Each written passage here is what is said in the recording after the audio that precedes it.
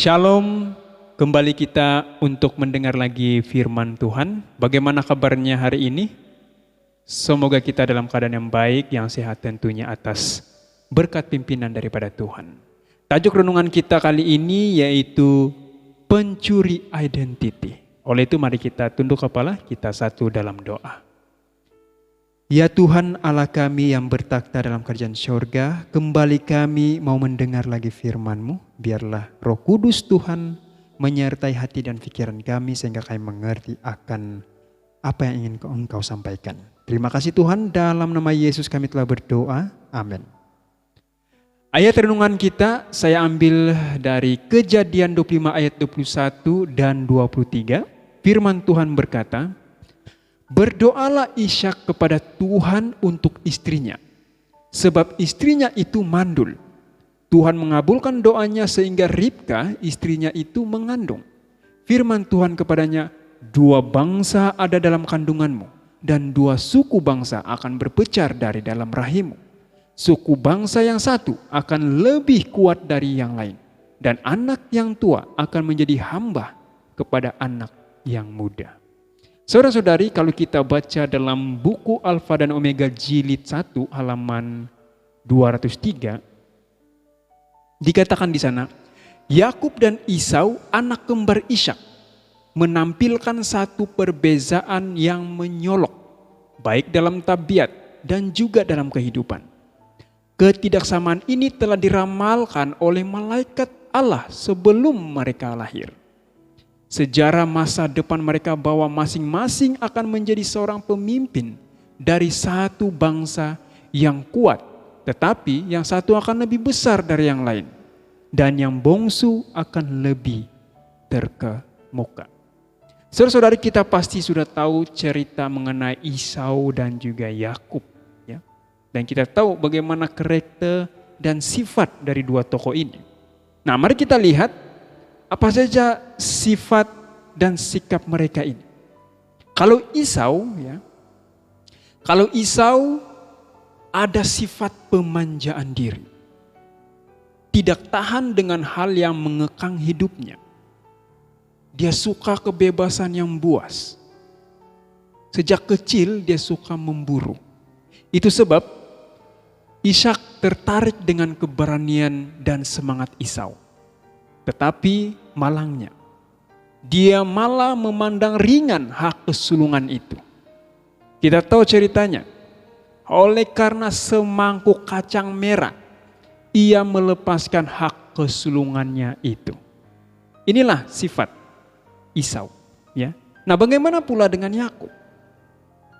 Yakub penuh dengan pemikiran, rajin dan bertanggung jawab. Sentiasa memikirkan tentang masa depan. Merasa puas tinggal di rumah saja. Dia sibuk memelihara kawanan domba serta bercucuk tanam. Dan itu sebab ibunya Ribka tertarik akan sifat Yakub yang tabah, hemat, dan memiliki pandangan jauh. Tetapi Yakub malah menipu bapaknya. Satu dosa, ya, yaitu berdusta, menipu. Kita tahu ceritanya, Yakub dan Ribka telah berhasil dalam maksud mereka. Tetapi mereka hanya memperoleh penderitaan dan kesusahan oleh penipuan mereka itu. Saudara-saudari, apa akibat jika melakukan penipuan? Apa akibat Ribka dan juga Yakub melakukan penipuan? Ribka dan Yakub berhasil menipu, tetapi mereka hanya memperoleh penderitaan, kesusahan, dan penipuan. Bayangkan mereka menderita karena sudah melakukan dosa.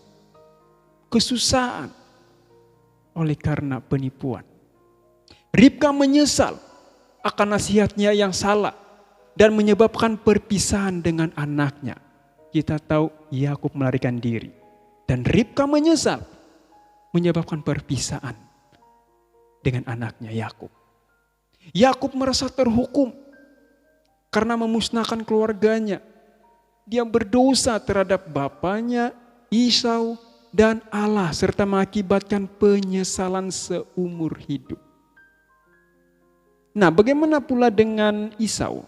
Akibat dia memandang ringan hak kesulungannya. Apa akibat dia memandang hak kesulungan itu?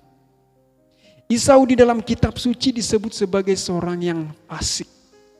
Ia mewakili orang-orang yang meremehkan nilai tebusan yang diadakan oleh Kristus. Demi memperoleh perkara dunia, dia sanggup korbankan hak kesulungan itu. Ia tidak mempunyai jalan untuk mendapat kembali hak kesulungan itu. Emosi dan nafsu sekarang bangkit dipenuhi tangisan, kepedihan hati, serta kemarahannya. Bangkit, inilah akibat Esau memandang ringan hak kesulungan itu. Saudara-saudari, apa kesimpulan yang boleh kita ambil melalui cerita dari Esau dan juga Yakub ini? Ingat, setan juga memiliki sifat mencuri identiti dengan cara menghancurkan identiti kita dengan cara yang sama.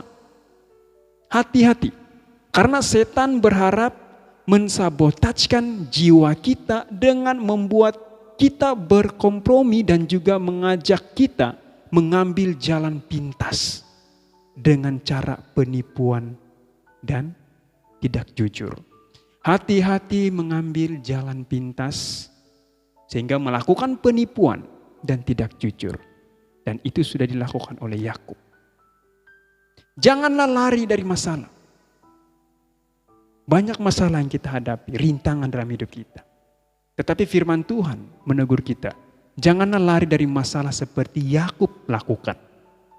Tetapi hadapilah itu dengan doa dan pengakuan dosa kepada Tuhan. Tapi Yakub melarikan diri. Dia boleh saja hadapi itu. Dalam Amsal 11 ayat 3, kalau kita renung arti dari ayat Amsal 11 ayat 3. Di mana jangan melakukan tidak jujur dengan penipuan oleh karena ketidaksabaran sehingga melakukan jalan pintas.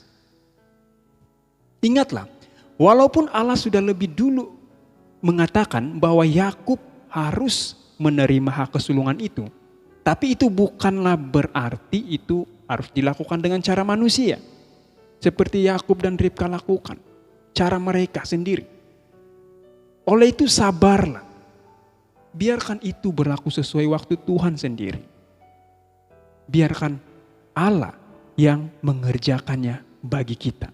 Ya. Kita sebagai pewaris sorga, jangan sampai kita korbankan hak kita hanya karena mau memperoleh perkara-perkara dunia. Pada hari Tuhan akan terjadi kepada mereka yang telah menjual hak mereka sebagai pewaris sorga untuk memperoleh pemuasan diri. Banyak orang yang mengakui Kristen tetapi berpegang kepada pemanjaan hawa nafsu yang merusak kesehatan dan menghilangkan kepekaan jiwa. Semoga renungan ini bermanfaat dalam kehidupan kerohanian kita, sementara kita tetap teguh, semangat, beriman, sementara menantikan kedatangan Tuhan yang tidak lama lagi. Mari kita tunduk kepala kita satu dalam doa. Ya Tuhan Allah kami yang bertakhta dalam kerajaan surga, terima kasih firman Tuhan yang mengajar kami, menegur kami, agar kami tidak leka, tidak lalai, agar kami tidak mengambil jalan pintas sehingga melakukan penipuan dan juga tidak jujur. Tetapi firman Tuhan telah menegur kami agar kami berlaku jujur dan tidak melakukan penipuan dan tidak melakukan jalan pintas. Terima kasih Tuhan. Ampuni dosa kami. Dalam nama Yesus kami telah berdoa. Amin.